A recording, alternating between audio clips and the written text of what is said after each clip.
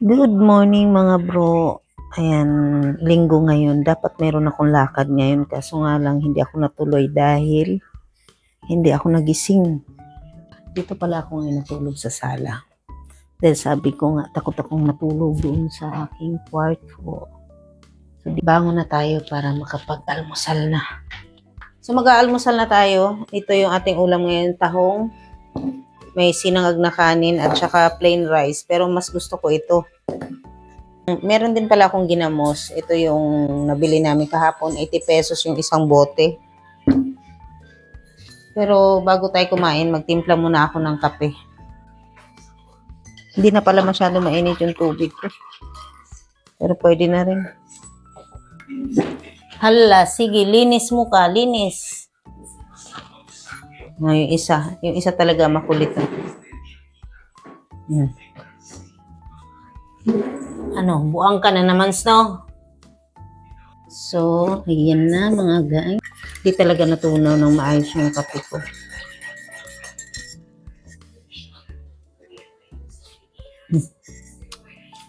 Hindi na mainit. Tikman natin yung tahong.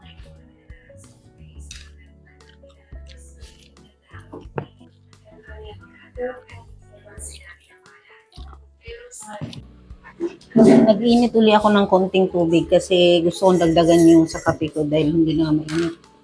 Gusto ko yung medyo mainit-init. Itong kain ko na to. Ang susunod kong kain nito mamayang alas 4 na ng hapon.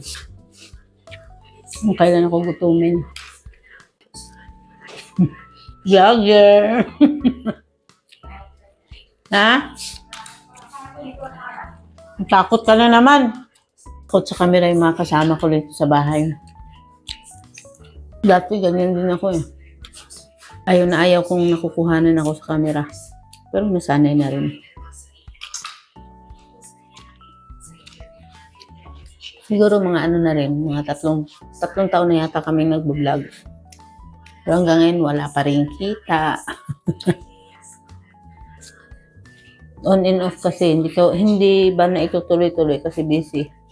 Una naming vlog dito sa YouTube, may kasama ako dalawa, yung Jollibee vlog. Tapos lumipat kami sa Facebook kasi mas maganda, mas maraming viewers. Monetize na kami pero ang hirap pa rin kumita. Kaya, ngayon, bumalik ako sa YouTube at gumawa ako ng sarili kong account. Kasi yung isang account ko, 3 kami doon. Pero meron akong personal account. Lagi talagang ganito mga kabro. Ako lang mag-isa lagi kumakaan. Kasi yung anak ko, wala ngayon dito. Pero kahit nandito yun, hindi yun sumasabay sa akin kumain dahil yung oras na yun nagigising.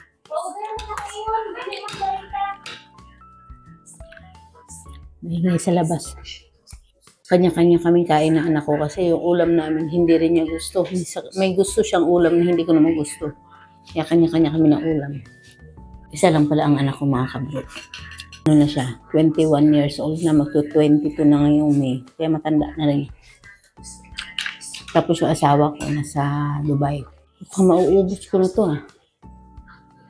Dagdagan na natin ng init tubig yung kape ko. Gusto ko talaga sa kape mainit.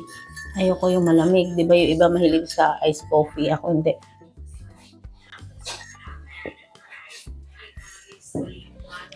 Nabulunan pa.